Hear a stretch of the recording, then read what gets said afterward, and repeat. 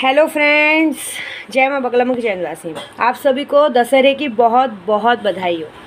कहते हैं कि आज के दिन रावण का वध हुआ था। कहते हैं ना, राम जी ने असत्य पे सत्य की विजय पाई थी लेकिन आज के कलयुग में कहते हैं कहाँ है, आज की तारीख में झूठ झूठ झूठ झूठ ही चलता है। इंसान हद से ज़्यादा झूठ बोलता है। हर किसी के अंदर एक रावण है। सच बोलूँ तो रावण से बड़ा पंडित कोई नहीं था। उसने तो सिर्फ भगवान से अपने आप को मरवाने के लिए और कलयुग में ये प्रचार मैसेज पहुंचाने के लिए किया था कि हर इंसान, मैं तो भगवान के हाथों से मरने के लिए रावण बना। लेकिन आज की दुनिया में जो हर जगह रावण घूम रहे हैं, उनका क्या? जो औरतों पे गंदी नज़र डालते हैं, जो लोगों के ऊपर दिल में छल कपट रखते हैं, सबसे झूठ बोलते हैं, ईर्ष्या रखते हैं, उनका क्या? जिनको किसी के सम्मान की, मान की, प्यार की कोई कदर नहीं, उस रावण का क्या करे? ऐसे जिसके अंदर ये घमंड, ये एटीट्यूड आ जाता है कि हम ही हम है, कुछ नहीं है, उसका क्या? ऐसा आज की तारीख में कहाँ बोलेंगे यहाँ तो आजकल आदमी ऐसे हो गए कि उनकी बीवी बाजू में बैठी हैं, उनकी बीवी बाजू में बैठी तो भी वो तीसरी को देख रहे हैं तिरछी नज़र से। बाद में देखते देखते नहीं रहा जा रहा है तो चलो हाथ पकड़ के नाचने को देख रहे हैं। उनका क्या? उन रावणों का क्या करे? फिर उन औरतों को क्या बोले जो अपने ही वीडियो कॉल पे बॉयफ्रेंड को वीडियो कॉल पे हाय हेलो कर रही है और डांट रही है, लेकिन उधर ही बॉयफ्रेंड को हाय हेलो करते करते जिस बाजू में ही अपनी सहेली के आदमी को देख रही है, उनका क्या? मतलब एक तरफ अपने बॉयफ्रेंड को दिखा रही है कि मैं इस दुनिया की सबसे सती सावित्री औरत हूँ, तेरे सिवा मैं किसी की नहीं हूँ, लेकिन तेरे बाद मैं सबकी हूँ, सार्वजनिक मालूम है, हर कोई आओ यूज़ करके जाओ, ऐसी बात हो गई। उनका क्या? एक्चुअली मैं आपको सच बोलूँ ना, इस दुनिया में मेरे ख्याल से पैसों के सिवा सबसे बड़ा राम राज्य कुछ नहीं है। सॉरी मेरी बात बुरी लगे तो, पैसा है ना तो पूरी दुनिया कदमों में। और मैं एक बात और बोलूँगी उन आदमियों को कि आदमियों को सब नशा रखना चाहिए। सॉरी आज दशहरे के दिन भाषण दे रही हूँ, लेकिन इसलिए बोल रही हूँ कि ये एक सीख है मेरी तरफ से। आज दशहरे का उपहार है कि अपने अंदर का रावण मारना है तो सबसे बड़ा बात, पैसे का शौक़ रखो, गाड़ी का शौक़ रखो, घर का शौक़ रखो, लेकिन एक अगर औरत का शौक़ रखोगे ना तो बर्बादी कभी भी आपके घर दरवाजे पे खड़ी है, ये याद रखिएगा। आपको बर्बाद होने से कोई नहीं रोक सकता।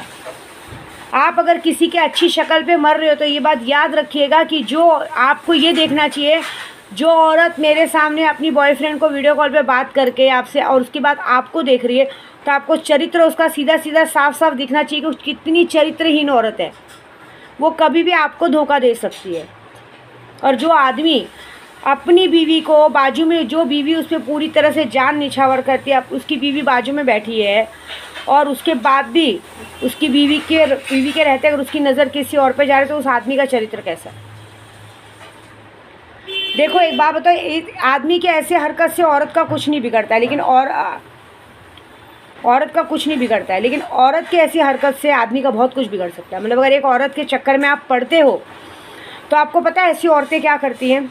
मैं आज आपको बताती हूँ। ऐसी औरतें आपको पहले तो इमोशनली, क्योंकि वो आपके ऊपर नहीं मरती है, वो आपके पहनावे पे मरती है। आपने जो कपड़े गहने पहने हैं उसके ऊपर उनकी नज़र गई है कि भाई ये आदमी अच्छा खासा है, चलो एक मुर्गा बहुत अच्छा मिला है, बड़ा फंसा सकते हैं, क्यों ना इसके साथ एक हम बिस्तरी करके एक वीडियो बना लें, वीडियो बना के क्यों ना वायरल कर दें।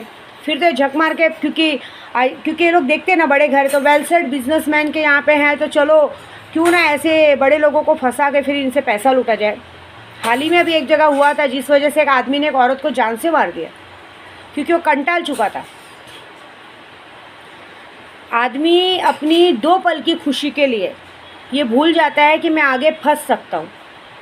ऐसी बात है, हम कुछ नहीं कर सकते किसी का, लेकिन एक बात ज़रूर है, जैसी करनी वैसी भरनी, जो करोगे वैसा भरोगे, ये बात है, जाने दो।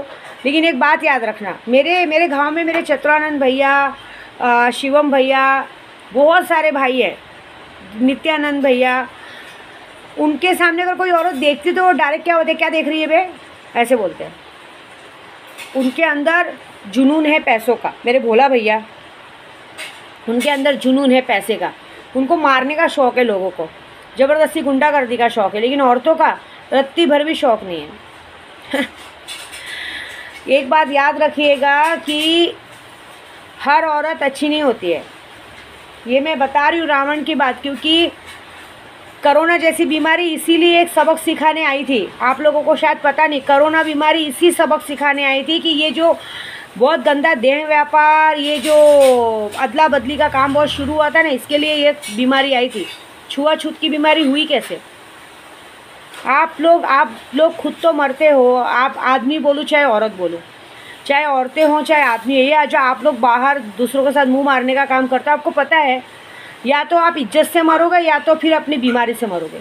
इज्जत से ऐसे मरोगे कि समझो अगर एक औरत है तो वो तो आदमी की ज़िंदगी ऐसे बर्बाद कर देती, लेकिन अगर अभी आदमी ने किसी और के चक्कर में फंस गया तो वो औरत घर तक आएगी, मगजमारी करेगी, क्या करोगे? इज्जत से जाओगे या तो फिर बीमारी से जाओगे, या तो कोई एड्स या ऐसी कोरोना बीमारी से मरोगे। कर क्या सकते हैं?